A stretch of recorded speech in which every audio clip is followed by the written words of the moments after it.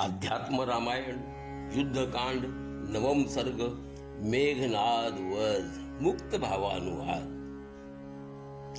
श्री महादेवजी म्हणाले, हे पार्वती, बिभीषणाचे बोलणे ऐकून श्रीराम त्यास म्हणाले की, अरे बिभीषणा, त्या महाभयंकर दैत्याची संपूर्ण मायेशी मी परिचितच आहे. मेघनाद हा ब्रह्मास्त्र जाणणारा शूर, मायावी आणि महाबलशाली आहे. तसेच लक्ष्मणाचे स्वरूप आणि तो करीत असलेली माझी सेवा या दोन्ही विषयी मी अनभिज्ञ नाही, सर्व मला ज्ञात आहे. असे असूनही भावी काळात त्याचे कडून व्हायचे इंद्रजित वधाचे कारणास्तव मी वनवासात खाणे पिणे झोपणे याचा अजिबात आग्रह धरला नव्हता.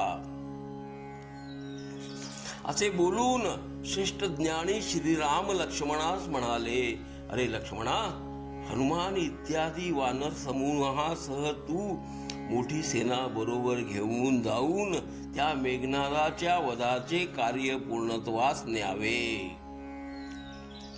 सर्व सैन्यासह हा अस्वलांचा राजा जांबवान आणि मंत्र्यासह बिभीषण हे तुझ्या सोबत येतील. बिभीषणास तो सर्व प्रदेश माहीत असून तेथे लपून राहण्याजोग्या गुहांची त्यास माहिती आहे. श्रीरामांची अशी बोधप्रद वचने ऐकून लक्ष्मण बिभीषणासह जाण्यास तयार झाला.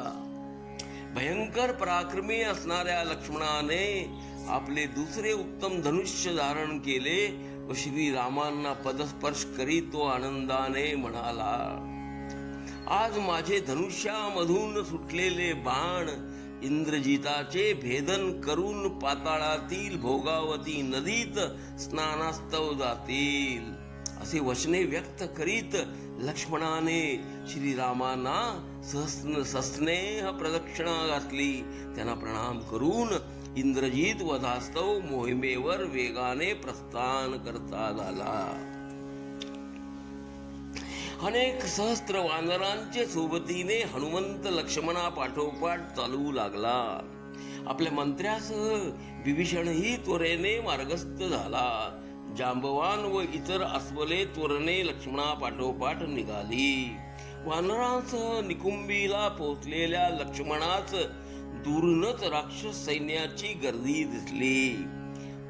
महापराक्रमी लक्ष्मण हे पाहताच आपले धनुष्य सज्ज करून युद्धास तयार की झाला. वीर अंगदासह जांबवानही तयार झाला.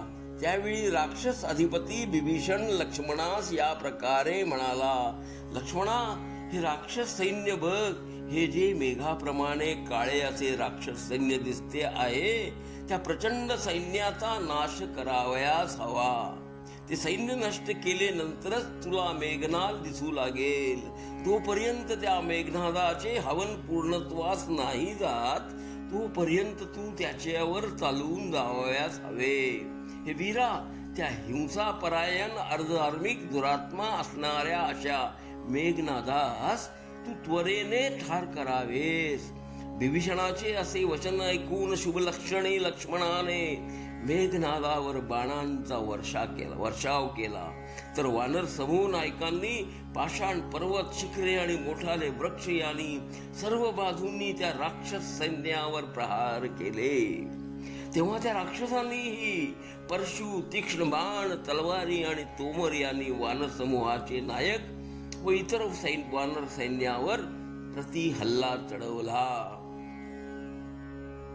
त्यावेळी भयंकर कोलाहल होऊन वानर आणि राक्षसांमधील युद्धास सुरुवात झाली.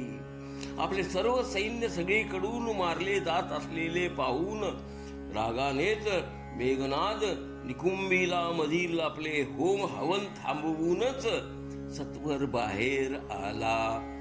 अतिशय क्रोधाने धनुष्य घेऊन स्थावर रथावर आरूढ होऊन रणांगणी येऊन युद्धाकरिता लक्ष्मणास आव्हान देत म्हणाला, अरे लक्ष्मणा, मी मेघनाद आहे. माझ्या हातून तू काही आता जिवंत सुटणार नाहीसच.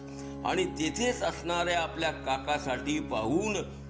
काकासही पाहून निष्ठुरपणे म्हणाला, अरे तू या लंकेमध्ये जन्मून इथेच वाढलास, माझ्या पित्याचा तू सख्खा बंधू, मात्र स्वजनांचा त्याग करून शत्रू सेवा करीत आहेस.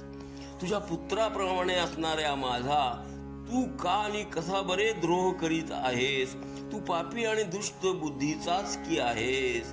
विभीषणास असे बोलून हनुमंताचे खांद्यावर बसलेल्या लक्ष्मणास त्याने पाहिले. अनेक आयुधासह शस्त्रसज्ज अशा मेघनादाने रथामधील एक प्रचंड आकाराचे धनुष्य उचलले. त्याचा भयंकर टणत्कार करून त्याने गर्जना केली, अरे वानरानो, आज माझे बाण तुमचे प्राण प्राशन करतील.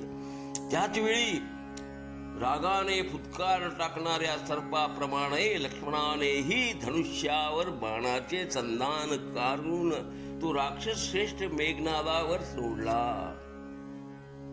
तेव्हा रागाने लालबुंद झालेला मेघनादाने लक्ष्मणास पाहिले. लक्ष्मणाने सोडलेल्या बाणाने इंद्राच्या वज्राप्रमाणे कठीण असणाऱ्या बाणाने प्रहार होताच मेघनाद एक क्षणभर मूर्छित की पडला. मात्र लगेच शुद्धीस प्राप्त होऊन वीर लक्ष्मणास आपले समोर ठाकलेला पाहून तो रागानेच त्याचे अंगावर धावून गेला आणि लक्ष्मणास म्हणाला, जरी पहिल्या युद्धास न दिसलेला माझा पराक्रम मी आता तुला दाखवतो. माझे समोर तू नीट उभा ठाक असे म्हणून त्याने 7 बाणांनी लक्ष्मणास विद्ध केले. तसेच तीक्ष्ण धार असणाऱ्या 10 उत्तम बाणांनी त्याने हनुमंतास ही विद्ध केले. त्यानंतर त्या वीरशाली मेघनादाने 100 बाणांनी विभीषणास ही विद्ध केले. त्यावेळी त्याचा उत्साह द्विगुणित झाला. लक्ष्मणानेही आपल्या शत्रूवर त्याचप्रमाणे बाणवर्षाव केला. सोन्याप्रमाणे चमकणारे व इंद्रजिताचे चिलखत लक्ष्मणाने बाणांनी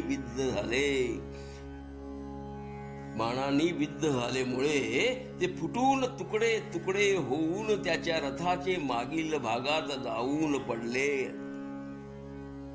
तेव्हा क्रोधित मेघनादाने वीर लक्ष्मणास हजारो बाणांनी विद्ध करून त्याचे दिव्य कवच ही फोडले आणि खाली पाडले. अशा प्रकारे प्रतिकार करीत ते महान योद्धे लढू लागले. वारंवार निश्वास टाकणाऱ्या त्या दोघांचे पुन्हा तुंबळ युद्ध होऊन दोघांचेही पूर्ण अंगेही बाणांनी रक्ताने झाकली गेली. ते दोघेही रक्ताने नावहून की निघाले.